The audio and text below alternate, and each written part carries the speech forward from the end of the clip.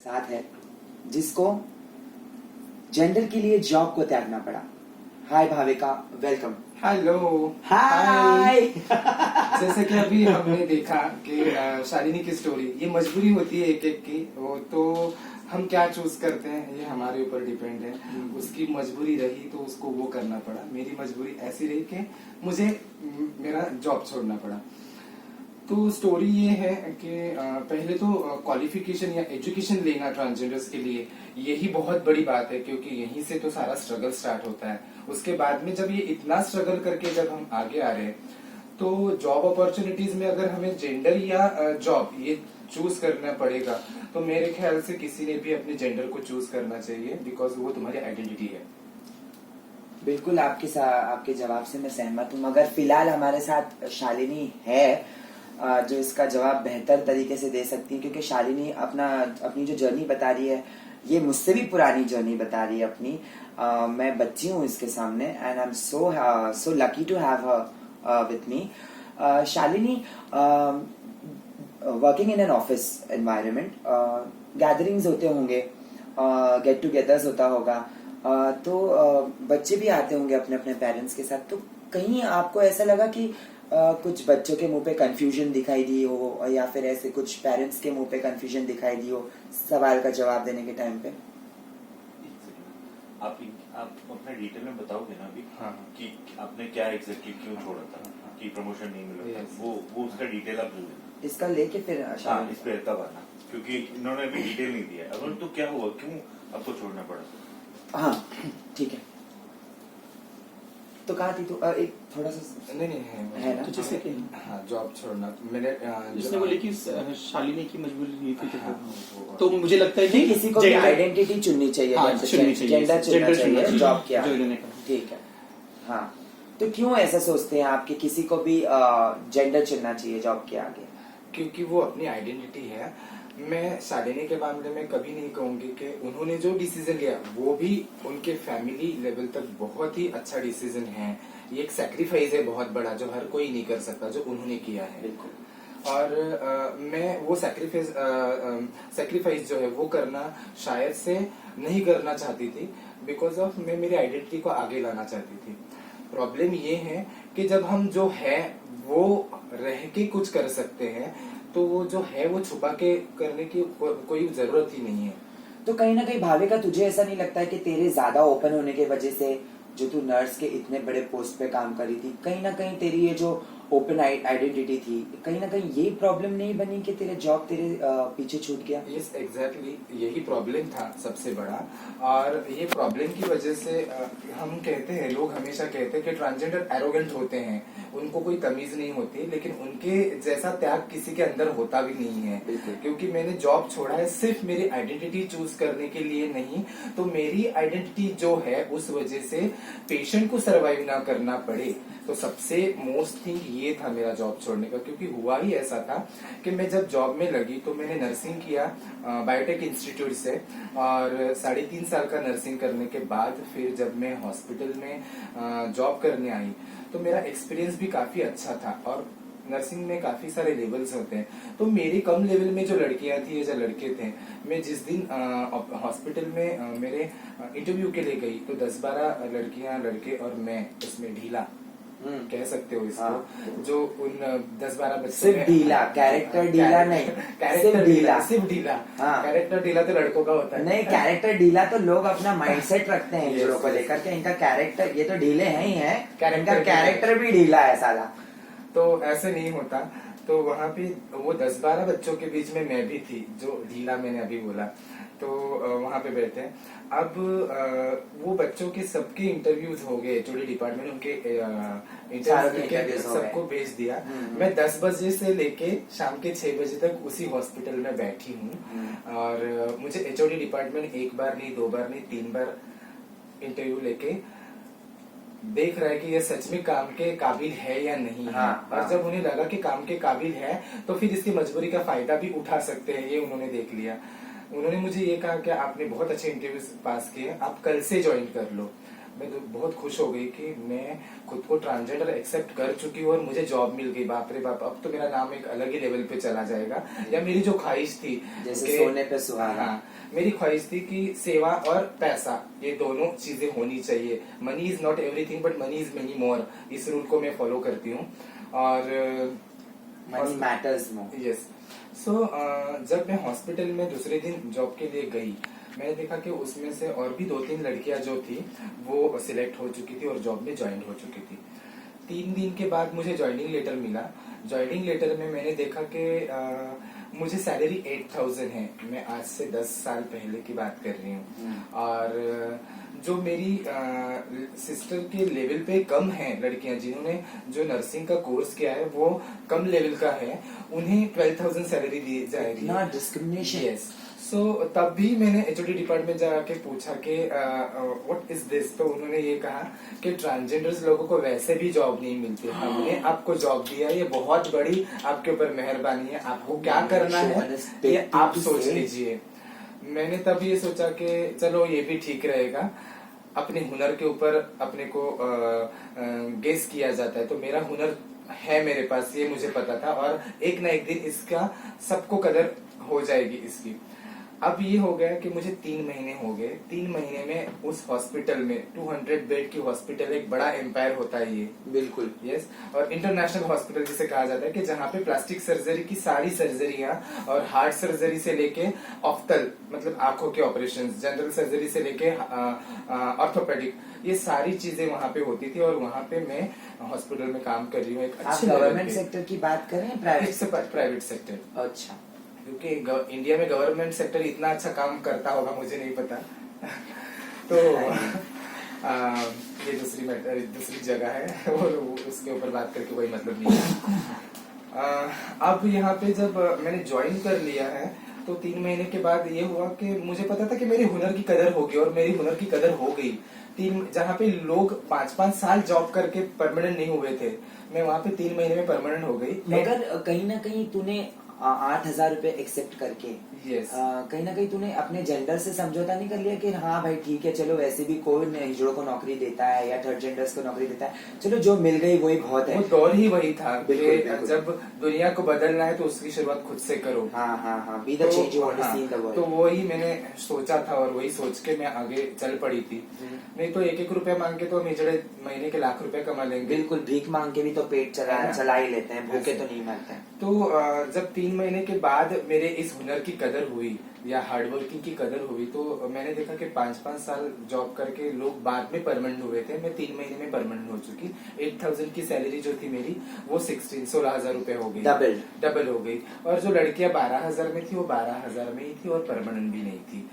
अब जो ये मेरा प्रमोशन है ये मेरे लिए बहुत बड़ा शाप बन गया, मैं श्राप ही कहूंगी इसको, क्योंकि उसके बाद में सही स्ट्रगल मुझे वापस जॉब में जो करना पड़ा, या जो लोग जो कॉलेज में अब्यूज होते हैं, या जैसे क्या कहते हैं हम लोग बुलीड होते हैं, या फिर बच्चे कॉलेज में ऐसे बच्चे को दबा के रखने की कोशिश करते हैं। हाँ। तो सेम थिंग वो सिचुएशन जो है मुझे जॉब की तौर पे ज्यादा भुगतनी पड़ी, जितनी मुझे स्टडी के टाइम पे भुगतनी पड़ी उतनी ऐसे मुझे बच्चों को रैगिंग का भी रैगिंग। तो ये रैगिंग एक टाइप का रैगिंग था।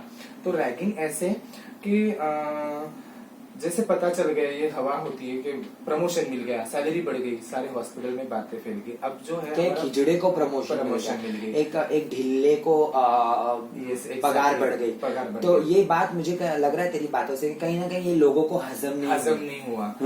अब 5 ऑपरेशन थिएटर का एक डिपार्टमेंट, वहाँ पे मिनिमम 18 लोगों का स्टाफ, उसमें मैं उम्र में सबसे कम और मैं हेड स्टाफ हो गई वहाँ पे। तो ये श्राप हो गया मेरे लिए। और ये हो गया कि जो मेरा पुराना स्टाफ है तो बहुत ही प्रोफेशनल काम करते थे हम वहाँ पे। किसी ऑपरेशन की जब मैं इंस्ट्रूमेंट्स लगा के ट्रॉली रेडी कर रही हूँ और 15 मिनट का ब्रेक मुझे मिलता है, उस ब्रेक में मुझे फ्रेश होके आना है, खाना है या पीना है, जो भी करना है वो करके फिर जब ऑपरेशन स्टार्ट होगा तो फिर वो ऑपरेशन के अंदर ही तुम्हें रहना है, फिर कहीं तुम बाहर नहीं आ सकती। तो रूल है हॉस्पिटल का। तो 15 मिनट का ब्रेक जब लेने में ऑपरेशन थिएटर के बाहर आऊंगी, तब तक कोई स्टाफ जाके उस इंस्ट्रूमेंट से कुछ ऐसा इंस्ट्रूमेंट छुपा के रखेगी जिसकी वजह से ऑपरेशन में दिक्कत होगी। That could be so deadly for the patients there. तो इसके वजह से सिर्फ मैं स्ट्रगल नहीं कर रही थी, पेशेंट स्ट्रगल कर रहा था। बिल्कुल। और ये एक कॉम्प्लेक्स नजर आ रहा है तेरे कलीग्स में कि वो बर्दाश्त नहीं कर पा रहे खिचड़े को इतनी ऊपर पोस्ट पे और इतनी बड़ी तनख्वाह हमारे के साथ। प्रति जो उनके दिल में खोट है कि वो ये कितनी भीख बड़ी मांगने है। में ठीक है, Yes. ये धंधा करता है तभी अच्छा लगता है, ये यहाँ कैसे काम कर सकता है। तो ये मैं देख रही हूँ जो दबे लफ्जों में वो तुझे बोलना चाहते थे, चल तेरी जगह यहाँ नहीं है, चल तू झाड़ियों में जा, वहीं ठीक लगता है। Exactly. तो भाविका जो तू बता रही है, जो इंस्ट्रूमेंट्स वो लोग वहां से कम ज्यादा करते थे, ये तो पेशेंट के जीने मरने का सवाल है यार। और यही तो सबसे बड़ा थिंग है कि एक डॉक्टर या एक नर्स जब पढ़ती है तो उसको एक शपथ लेनी पड़ती है कि मैं अर्थ लेते हैं उन लोग जो प्लेज करते हैं exactly. कि मैं मेरे पेशेंट के साथ कभी भी कॉम्प्रोमाइज नहीं करूंगी, क्योंकि मेरा वहां मैं 100% दूंगी। बिल्कुल। ये जो होता है ये शपथ विधि होता क्योंकि है। कहीं ना कहीं जब आप डॉक्टर हो या नर्स हो, मैं डॉक्टर से ज्यादा नर्स को इसलिए मानती हूँ क्योंकि डॉक्टर्स तो अपना काम करके चले जाते हैं, Yes. मगर जो मेन रिकवरी होती है पेशेंट की वो नर्स नर्स के थ्रू ही होती है। होती है। तो जब रक्षक ही भक्षक बन जाएंगे, जब अपने फायदे के लिए या अपने फायदे नुकसान के लिए लोगों की जान के साथ खेला जाएगा, तो उसका प्रभाव किसी के करियर पे भी, और तू नहीं कर रही है, तुझे कहीं ना कहीं अपने जो पेशेंट्स है उन्हें बचाना है। Yes. मगर ये लोग सिर्फ तुझे पीछे करने के लिए किसी की जान के साथ खेल रहे हैं। Exactly. और यहाँ पे उन्हें कुछ भी करके मुझे गलत साबित करना है। ये हो रहा था कि ये भूलिए, भाविका ने भूल गई ये इंस्ट्रूमेंट। हाँ। अब जब ऑपरेशन चालू होके आधा घंटा, पौना घंटा, 1 घंटा हो गया और उस इंस्ट्रूमेंट्स की सबसे ज्यादा जरूरत है कि ये पार्ट काटने के लिए उसी इंस्ट्रूमेंट की जरूरत है। और वो डॉक्टर जब मेरे पास इंस्ट्रूमेंट मांग रहा है और मैंने तो रखा है, तो मैं बिना देखे ट्रॉली में हाथ लगा रही हूँ और मुझे इंस्ट्रूमेंट नहीं मिल रहा है, तो आई वॉज शॉक्ड। मैं खुद शॉक्ड हूँ कि मैंने अभी 10 मिनट पहले तो 15 मिनट पहले इंस्ट्रूमेंट रखा था और अभी कहाँ गया। ट्रॉली खा गई, आसमान खा गया कि जमीन खा गई। अब ये जो गलती है ये कोई भी डॉक्टर एक बार माफ कर सकता है, दूसरी बार माफ कर सकता है, तीसरी बार नहीं, क्योंकि वो पेशेंट टेबल पे लेटा हुआ पेशेंट जो है वो किसी का बाप है, किसी का बेटा है, किसी का आदमी है, किसी की फैमिली है। तो मैं खुद भी तो वही सोचती हूँ। फिर ये स्ट्रगल जो मेरा रहा 4.5 साल तक मैंने किया और एवरी टाइम मैंने इसके लिए फाइट की और HOD डिपार्टमेंट, हॉस्पिटल की ओनर, सबके पास मैंने कंप्लेंट की और मुझे तब जवाब मिलता है कि नहीं, तुम तो ऐसे हो तो तुम्हें इनके साथ सारी चीजें एडजस्ट करके इनको अपना बनाना पड़ेगा। तो मतलब मेरी जिंदगी के सारे साल भी अगर निकल गए तो मैं इनको कभी भी अपना नहीं बना सकती, क्योंकि वो उन्होंने अपना समझा ही नहीं है। वो तो उनके माइंडसेट में बैठती नहीं है कहाँ पे, क्योंकि तू उनके कैटेगरी जो कैटेगराइज्ड कर दिया है इस समाज ने, समाज को उनकी कैटेगरी में कहीं ना कहीं हम शामिल नहीं होते, क्योंकि वो हमें यूज्ड टू नहीं है ना। फिर मुझे क्या लगता है तो मैंने ये करना चाहिए था क्या कि मैंने जो लड़की के कपड़े पहने थे वो निकाल के लड़कों के कपड़े पहन के वहां जाना चाहिए था, कि जो मैंने इतनी मेहनत करके प्यार से बाल बढ़ाए थे वो काट के वहां जाना चाहिए था। तो मुझे वो भी गलत लग रहा था कि नहीं, मैं जो हूँ वो हूँ, And you have to accept me as this. मैं जैसे हूँ वैसे एक्सेप्ट करो, क्योंकि टैलेंट जो है वो क्या हूँ वो देख के नहीं आता है। बिल्कुल। टैलेंट होता है, बिल्कुल। बस। तो वो मैंने देखा 4.5 साल तक वो स्ट्रगल खत्म ही नहीं हो रहा है, और मेरी वजह से कोई पेशेंट अगर खुद के लाइफ से स्ट्रगल करेगा तो मुझे वो भी नहीं चाहिए था।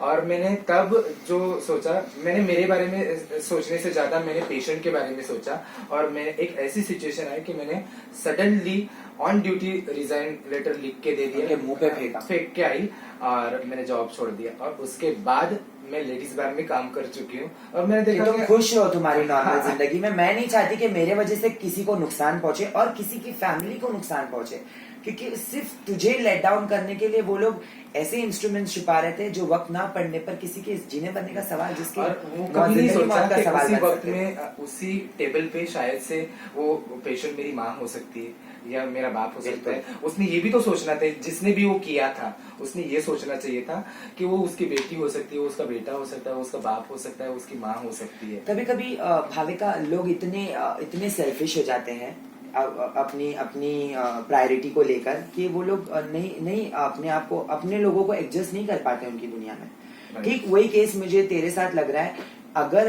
ऐसा होता कि तू ये जॉब नहीं छोड़ती, I surely can tell that you would have been the best nurses in the world. आज भी मुझे पता है कि मेरे जो पुराने डॉक्टर्स हैं जो मुझे लाइक करते हैं, वो तो करेंगे ही ना, तो इतनी खूबसूरत है तो इतना ड्रेस पहन के, इतना मेकअप करके, ऑल दैट मैक्स का फाउंडेशन एंड लैक्मे की lipstick and your tattoos. You just make you a seductress, darling. तो वो आज- डॉक्टर्स तुझे फोन करते हैं और तेरा हाल, जबकि डॉक्टर से लोग अपना हालचाल पूछते हैं, मगर यहाँ डॉक्टर्स तुझे अपना एक हालचाल सिचुएशन बता रहे हैं। बताऊंगी कि एक मेरे सतीश पाटिल डॉक्टर थे और बहुत उन्होंने मुझे बहुत एडजस्ट करके लिया हर जगह पे। और एक सिचुएशन में उनका एक्सीडेंट हो गया और उनका ब्रेन हेमरेज हुआ था और वो 1 साल कोमा में थे। 1 साल कोमा से जब बाहर आए तो 5 दिन के बाद जब उन्होंने बोलना स्टार्ट कर दिया तो उसने फैमिली के साथ में मुझे भी याद किया। वो अपने हॉस्पिटल में एक भाविका थी जिसका नाम भावेश था, So वो sweet. फिर एक्टिंग करने लगा था, उसका क्या हुआ।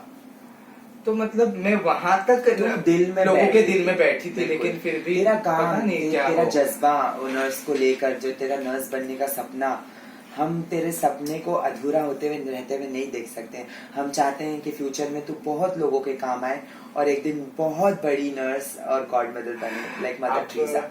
जैसे कि आज मैं तू और मैं हम साथ में काम करते हैं। हाँ, भाभी, lucky to have you with me. As a singer, as a actor, as a model बहुत काम किया हमने। आज 5-6 Pleasure. साल हो गए। हाँ, मुझे- साथ में काम। हाँ, मुझे हाँ। झेलने के लिए और एक्चुअली, सबसे पहले तो तुझे झेलना ये सब बहुत बड़ा डिफिकल्ट पॉइंट है। ये और जितने मैंने भी झेला जन है मुझे तुझे। पर्सनली जानते हैं ना, आपको लिसनर्स सुनना चाहिए कि वो झेल रहे हैं मुझे। Yes. जैसे अभिनव नहीं झेल पाया इसलिए भाग गया स्टूडियो छोड़ के। तो भाविका, कहीं ना कहीं शालिनी मेरे साथ में है और शालिनी और भाविका दोनों से सवाल है मेरा, क्या सबसे खराब लाइंस आपने सुनी है? जो सबसे खराब लाइंस हो, जो जो तुम्हें एकदम दिल में ऐसा लगा खंजर की तरह चुभी, जो किसी ऐसे इंसान की तरफ से आया कि तुम अगर एक खून माफ होता तो तुम कर देते, तो ऐसी कौन सी वो लाइन है जो तुम्हें सबसे ज्यादा ह्यूमिलेटिंग लगी, शर्मिंदगी महसूस हुई जिसे सुनकर? मैं बहुत खुश है, लेकिन सबसे पहले शालिनी का एक्सपीरियंस सुनना चाहूंगी कि क्या उसका एक्सपीरियंस रहा था। नहीं, शालिनी से मुझे ये पूछना है। शालिनी जो है वो एक बहुत ही अच्छे लेवल पर काम कर रही है। She is in the social sector and a trainer. Shalini, मैं ये पूछना चाहती थी कि ट्रेनिंग जब होती है, ऑफिस वर्ल्ड में पार्टीज बहुत होती है ना? तो जब ये गेट टूगेदर्स होता है and when everyone is together under one ball and in the one hall, तो क्या होता है माहौल, क्या होते हैं बच्चों के रिएक्शन जब बच्चे अपने पेरेंट्स के साथ आते हैं और तुझे ऐसे देखते हैं कि तेरे थोड़े से बाल लंबे हैं? I can see that you can be identify as a transgender in this look. So क्या रिएक्शन होता है Shalini? I want to know this. सिर्फ बाल ही लंबे नहीं और भी कुछ बड़ा है। वो ऐसा बच्चे सोचते होंगे। जी, भाविका ने काफी अच्छा एक्सपीरियंस शेयर किया उसका। मैं भी जब सुन रही थी भाविका को तो फिर अपने पास्ट में चली गई, लेकिन मेरे में इतनी ताकत नहीं थी कि अपनी आइडेंटिटी को आगे लाऊं और अपना काम का जो भी मेरा प्रोफाइल है उसको पीछे छोड़ दूं। इसके पीछे ये रीजन रहा है मेरा हमेशा, जैसे भाविका ने बोला कि उसने रिजाइन दे करके बाद में फिर नेक्स्ट जो जॉब था उसका वो बार डांसर। तो आप देखेंगे कि मोटापा पे जो परसेंटेज है हमारा जॉब का, अगर कोई बोलता है ट्रांसजेंडर जॉब करता है या ट्रांसजेंडर क्या करता है, तो सबके दिमाग में सिर्फ यही आएगा, या तो ताली बजा के भीख मांगना, या तो किसी के घर में 30 त्योहारों में जाकर के नाच गा के पैसे कमाना, या तो फिर सेक्स वर्क करना, या फिर बार में डांस करना। इसके अलावा अगर आप देखोगे